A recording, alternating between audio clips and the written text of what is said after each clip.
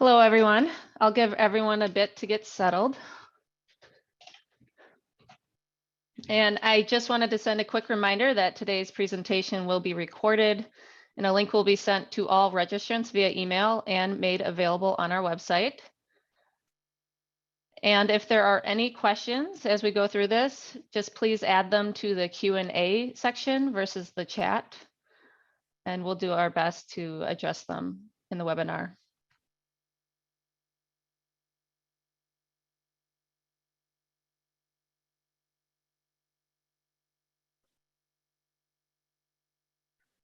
All right, my name's Liesl Morelli. I'm in our advisory and tax department here at Raymond. I'm joined by a panel of speakers to provide an overview of the key tax provisions in the Inflation Reduction Act. I'll start by providing a high-level overview, and then our speakers will talk about some of the key tax provisions that are impacting the manufacturing and construction industries, as well as for individuals. Speaking of our great panel, it's my pleasure to introduce Mike, Renee, and Katie. Mike Powell is a firm-wide tax consulting resource and our R&D practice leader. Mike helps a multitude of clients capitalize on credits and planning opportunities, and he has extensive experience in the manufacturing industry. Renee Kolbeck guides clients through a wide range of planning strategies and compliance, and helps closely held businesses and has a detailed knowledge of the construction and real estate world. And then Katie Sabo provides tax services for individuals and business clients across many different industries and has extensive experience with advising clients in M&A transactions. So we'll hear more from them after I provide some background. And to give an overview, this act is really a slimmed down version of the Build Back Better Act, removing many of the tax and spending provisions that were previously included. So there were initial legislative proposals that had modifications before becoming the House passed version of the Build Back Better Act that was introduced last November. And then there were even more significant changes to what we're arriving at now with the Inflation Reduction Act. So if you were paying attention to this last year, despite the Build Back Better Act passing in the House, it could not make headway in the Senate. And this was mainly due to Senator Manchin and in some regards, Senator Sinema not being on board with all of the provisions. So this posed a problem for the Senate since they needed their votes to get to at least a 50-50 vote on the floor, which would allow for Vice President Harris to cast the tie-breaking vote. Now, fast forward to this year, Democrats continue to negotiate. They're ultimately able to reach an agreement by making modifications. And on August 7th, the Senate passed the bill by a vote of 51-50. And on August 12th, all 220 Democrats from the House voted for the bill. And then on August 16th, President Biden signed the act into law. And as I noted, there were various provisions removed from initial versions of the bill. So for instance, the Build Back Better Act had an income tax surcharge for high income individuals, trusts, and estates. There was favorable changes to the child tax credit, an increase in the SALT deduction cap limit from 10,000 to 80,000. And for businesses, there was various international provisions and an interest limitation provision. These were all removed within this Inflation Reduction Act. Even as recently as the end of July, there was a carried interest provision that would require fund managers to hold portfolio assets for 5 years, which is an increase from the current 3-year requirement in order to have preferential capital gains tax treatment. Senator Sinema objected to this, and given the Senate needed her vote, this provision was removed. It was replaced with a 1% excise tax on stock repurchases. Also missing from the Inflation Reduction Act that was included in previous Build Back Better Act is the deferral of the requirement to capitalize research and experimentation expenses that is in effect starting with this 2022 year. So, just stay tuned for what could come in future legislation. I've read there's a potential for an extenders package to include deferral of the research and experimentation expense change, but only time will tell. So stay tuned. So what's the bill intended to do? It's spending over $430 billion on energy security, climate change, healthcare subsidies, while raising revenue to approximately 740 billion over 10 years. The plan is for that excess revenue to reduce the national debt, which is thought will reduce inflation, but some studies are suggesting otherwise. Only time will tell. And in order to raise the revenue to fund these things, there's really a few ways that this bill is intended to do that, is doing that. It's adding revenue raising tax provisions, increasing IRS enforcement funding, and reforming prescription drug pricing, which is allowing for Medicare to negotiate prescription drug prices. So I'm going to cover some of the revenue raising tax provisions. And the biggest component of this thought to raise the revenue is this 15% corporate alternative minimum tax on adjusted financial statement income for corporations with profits over 1 billion. And that's a 3-year average. It's effective for tax years beginning after 2022. And there's also, there also could be an application to foreign owned companies that earn 100 million of book income in the US. But again, the thresholds are really high, so most taxpayers will not be impacted. And the Joint Committee on Taxation estimates it will likely apply to around 150 companies out of the more than 15 million active corporations in the US. So think companies like the Amazon or Apple. And this corporate minimum tax is generally computed on financial statement book income, but there are some tax deductions and tax credits that will still be allowed to reduce the book income and the associated tax. In essence, this is just going to add complexity for those taxpayers that this is applicable to, but fortunately, its application is limited. There's also the introduction of a new 1% excise tax on corporate stock buybacks, which is effective for repurchases after 2022. Again, this only applies to certain taxpayers defined as covered corporations, which is any domestic corporation whose stock is traded on an established securities market. It's essentially any publicly traded company. So even for these covered corporations, there are carve-outs and exclusions, such as stock repurchase as part of a tax-free reorganization, stock repurchase that's ultimately contributed into retirement accounts, pensions, employee stock ownership plans. There's even a $1 million threshold on this. So even for the covered corporations, there are carve-outs and exceptions. Also included is an extension of the limitation on pass-through business losses for 2 more years through 2028. Now, this provision came into effect with the Tax Cut Jobs Act, and it placed a limitation on the amount of losses that individuals can take on their tax return from pass-through businesses. So this limitation started at $250,000 for a single taxpayer, $500,000 for a married filing joint. It's indexed for inflation, so it increases over time. It's at a higher threshold right now. But again, it's still a limitation, and it's now extended through 2028. A couple other tax items added. There's an increase in the Superfund tax on crude oil and imported petroleum, increases to other taxes and fees on the fossil fuel sector. And then there's a new excise tax penalty on drug manufacturers who don't comply with the new pricing agreement rules. So in addition to these tax revenue raising items, there is increased IRS enforcement funding by approximately 80 billion over 10 years, which is anticipated will increase federal tax receipts by over 200 billion. So the plan for this funding is to hire around 87,000 full-time agents and workers with 45.6 billion dedicated to enforcement. Sam, you can move the slide, please. It is expected that the increase in agents will increase audit rates, but both Treasury Secretary Janet Yellen and IRS Commissioner Charles Rettig have said that the new funds would not increase the audit rates on small businesses or households making less than 400,000. And some other uses beyond enforcement is operations support for taxpayer services and enforcement programs. So technology support, research, telecommunications, administrative functions, 25.3 billion allocated there. Business system upgrades. So the IRS has somewhat of an antiquated technology system. So hopefully this will help improve efficiencies on their end and our end.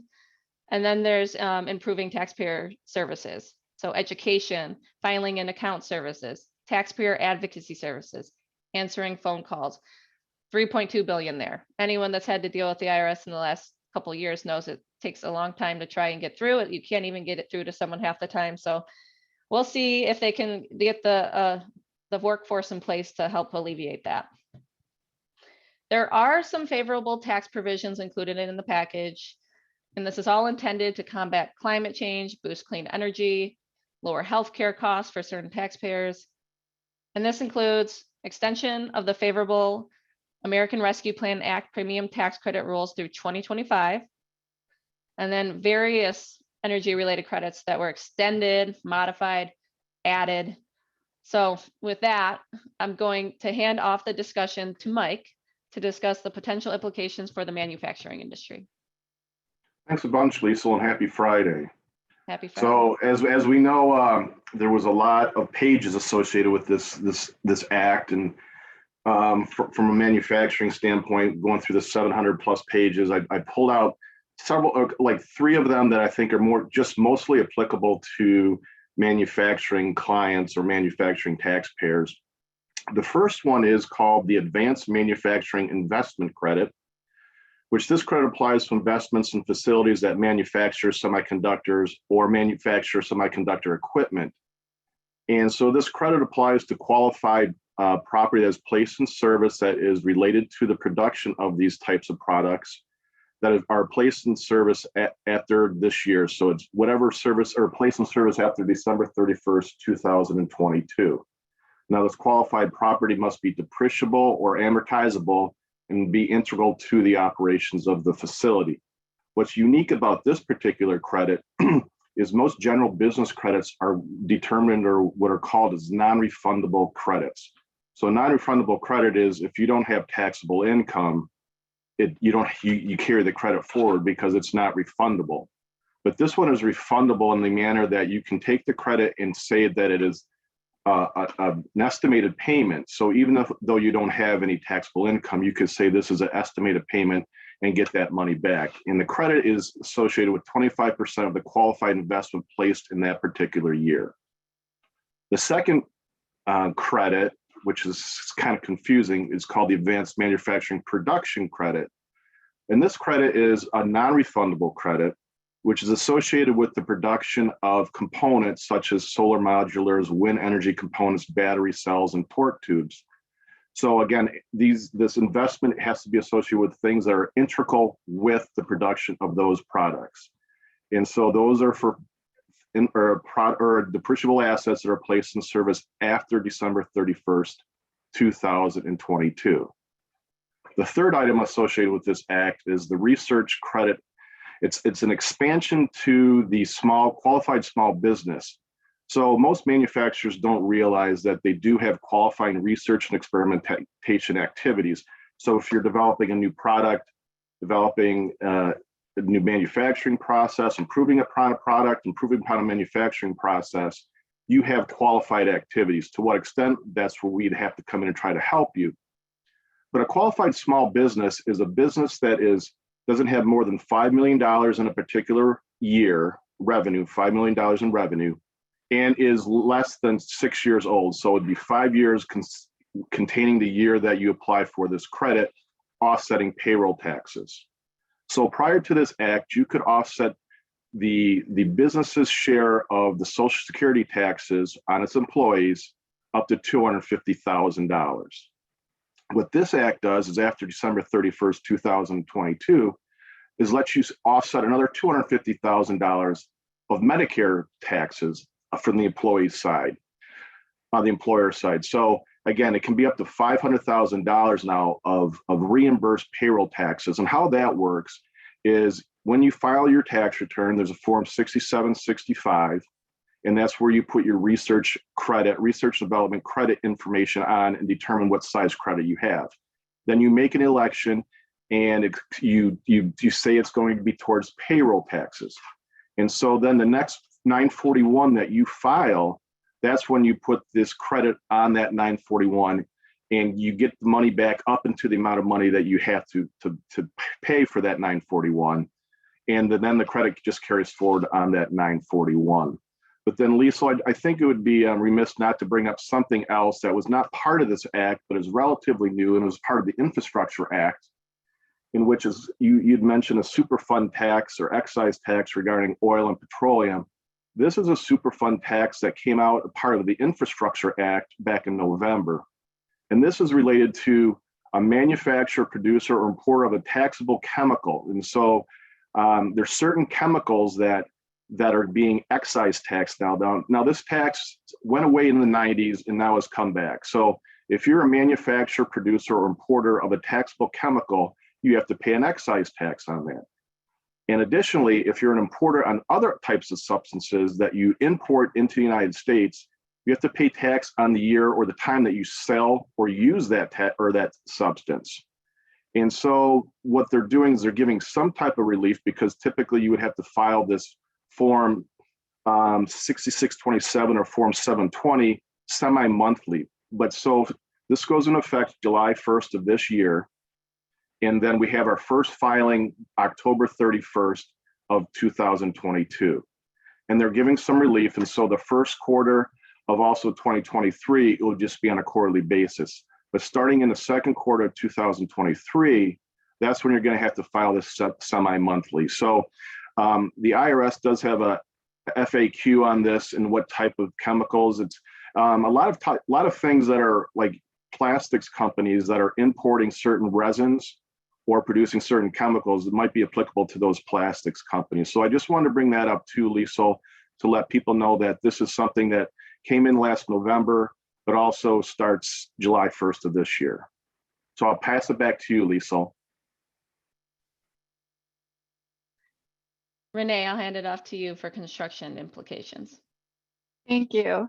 So from a business aspect, the construction industry was not directly impacted quite as much as some of the other industries were by this new bill, and most of what we will see will flow down to the individual directly. However, there are a few sectors, including commercial and residential builders, impacted by the expansion of the existing 179D deduction and the previously expired 45L tax credit that I will touch upon. The 179D deduction is essentially a deduction available to newly constructed energy efficient commercial and residential buildings that are owned by either government or non-for-profit. Previously, this was only limited to government-owned buildings. The deduction has increased to $5 per square foot and is passed down to the builders, developers, architects, and engineers involved in the construction of the qualified buildings. The next change that we will see is the 45L tax credit. And this credit is available to residential home builders and developers whose developments meet certain energy efficient thresholds. This credit originally expired in 2021, but has been retroactively extended through 2022 all the way to the end of 2032, and is set to increase from $2,000 to $5,000 per qualified residence in 2023. Overall, we expect to see a rise in the drivers and incentives for manufacturing and construction to incorporate the usage of clean energy in new construction, which will also correlate with the appeal from the consumer demand angle impacting the industry as a whole. So with that, I will pass it off to Katie. Thank you. So as I think you guys have kind of seen now, the theme, a big theme for this bill is combating climate change, obviously. And that can also be seen on the individual level with the types of credits and additions to credits that they've put in place with this bill. I think Mike talked a little bit about how there's refundable versus non-refundable credits. And most of these today are non-refundable credits. So first I'm going to talk about the non-business energy property credit. And those previously had the following guidelines. So I kind of think of them in two parts. There's the qualified energy efficiency improvements, and then there's the, the residential property expenditures. So the old credit for the qualified energy efficiency improvements actually expired at the end of 2021 as it applied to property placed in service before January 1st, 2022. Sorry. This allowed taxpayers with eligible energy efficient improvements to take 10% of the costs with energy efficient insulation, windows, and doors. So, and there were certain lifetime caps on the property. For example, you could only take $200 for windows. And then once you take your 200, you're done. they've increased the limit on these from 10% to 30%, and they've totally removed the lifetime cap. So now they're on an annual basis, and you can take $600 per year for things like windows and skylights, and you could have $250 per exterior door, or up to, I think, $500 a year for the total house. So one year you want to do your windows, you get 200, or you get $600. Next year you can do your doors. And they used to have roofs as part of this, but they've removed that as a building envelope component, and they included insulation. So the other piece of these non-business energy property credits are the residential energy property expenditures. So previously you could take 100% of the costs for things like water heaters, HVAC units, and air circulating fans, but these also had a lifetime cap of $500. That lifetime cap has also been removed and now placed on an annual basis of $1,200. So both of these credits, the residential energy property expenditures and the qualified energy efficiency improvements, go until December 31st, 2024.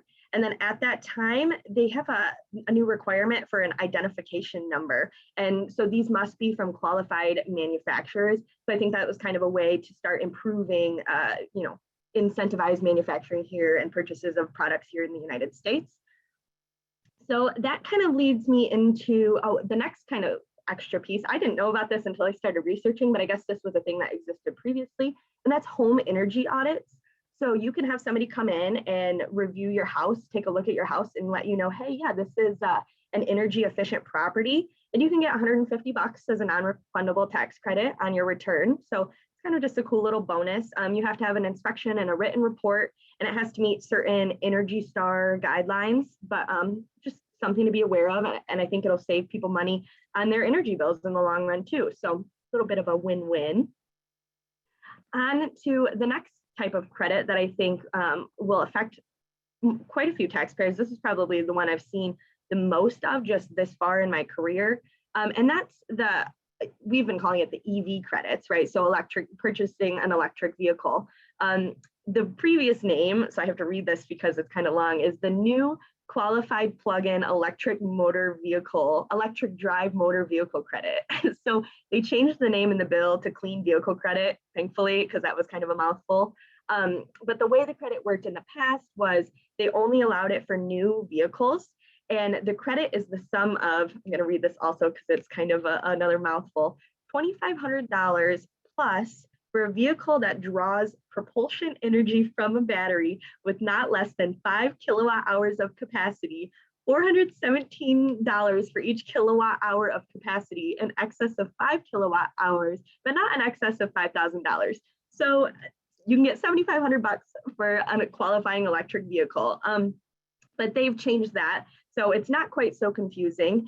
Now you can get $37.50 for meeting the critical minerals requirement, and then another $37.50 for meeting the battery component requirement. So the critical minerals requirement includes a lot of minerals ending in that I can't pronounce. There's aluminum, beryllium, there's a big long list. And then the battery component requirement requires that 40% of the components of the battery are manufactured either here in the US or in partner countries. I'm not sure what that list entails, but again, I think it's a way to promote manufacturing here and buying of American products. There's qualifications or limitations on the price. So for large vehicles, they have to be under $80,000 for SUVs, and then all other vehicles, there's a limit of $55,000. So you want to, call your advisor and say, hey, I'm looking at purchasing a Tesla Model S. We'll say, sorry, it's too expensive, you don't qualify, but these are tracked by the VIN. So most of the time, the dealership that you're going to will be able to let you know if it qualifies for this type of credit. But you can always give your advisor a call and we'll work with you on that. There are also adjusted gross income limits. So you have to have a modified adjusted gross income of under $300,000 if you're married filing jointly, and that drops to $150,000 for single filers. Another cool thing that was in the bill relating to electric vehicles is the new credit that's allowed for previously owned vehicles. So they had not had a used vehicle credit option in the past. It was only for new vehicles. but now you can get a credit equal to the lesser of $4,000 or 30% of the vehicle sales price. So the vehicle needs to be under 25,000. So there's also a price limit there. Not sure how many used electric vehicles are under 25,000 right now. I know the used vehicle market's a little crazy, but that is out there. And I think that is something that taxpayers are going to be able to take advantage of. There's also an adjusted gross income limit for these as well. And that's 150,000 for joint returns and 75,000 for all other filers. So they're essentially cut in half if you're looking at purchasing a used EV. I think that is it for the electric vehicles and the residential energy credits.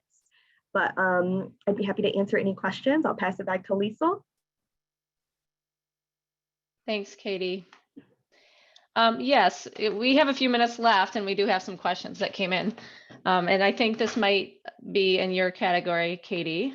1 second. All right, so can you take those residential property credits if you don't itemize your tax return? I think I know Yes. the answer, but I'll let you Yes, answer. it's true. So they're credits. So they will just reduce your tax liability. They're after the fact, after you take your itemized deduction. So it is a nice Or standard. yeah, it's or standard deduction, right? And it's a dollar for dollar reduction of your tax liability. So it is better than any itemized deductions that you're getting. It's a good opportunity to take advantage of if you're able. All right, another question. Do hybrid vehicles qualify or only 100% electric? I believe if they meet the battery requirements and the mineral components, I believe, yes, they'll be able to qualify. Okay. There was also a question about the tax effects for sub S companies that are in a profitable position and what the tax implications will be there. And, based upon the limited applicability for the new corporate alternative minimum tax and that excise tax on buybacks, it's pretty limited there in terms of how S corps would be impacted. However, as you've probably been listening, there's a lot of energy related credits, and there's also other parts of the bill that weren't the scope of this webinar, but there's grants and some incentives that could apply depending on your industry. So we just encourage you to reach out to your advisor and touch base, and we are going to continue, monitoring this. It's new, it's a large package, and there's further guidance we're expecting. I think I saw another question come in, maybe not. All right, so we're a couple of minutes ahead schedule, but I think we've addressed all the questions. Oh, sorry, there's another question. Katie, can you give an example of an air moving device that would come under the energy tax credit? I'm on mute there. I think those are like air circulating fans, certain types of fans that you can have in your house, or like an HVAC unit. I think I'm not sure. I'd have to look and get back to you, but I think that's what they're referring to. Okay, yeah, we can follow up on that. And I am not aware of any changes to bonus depreciation. Another question came in, were there any changes to bonus depreciation? I don't believe so. However, under previous law, there are scheduled changes to bonus. It's going to start phasing out, going down in the amount from 100%, starting, I think, with next year. So there are changes expected.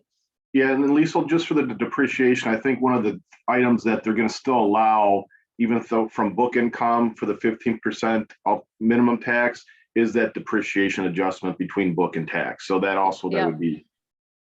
Yeah, maker's depreciation, they said, would be allowed. All right, we have 1 minute left, and I want to be cognizant of everyone's time.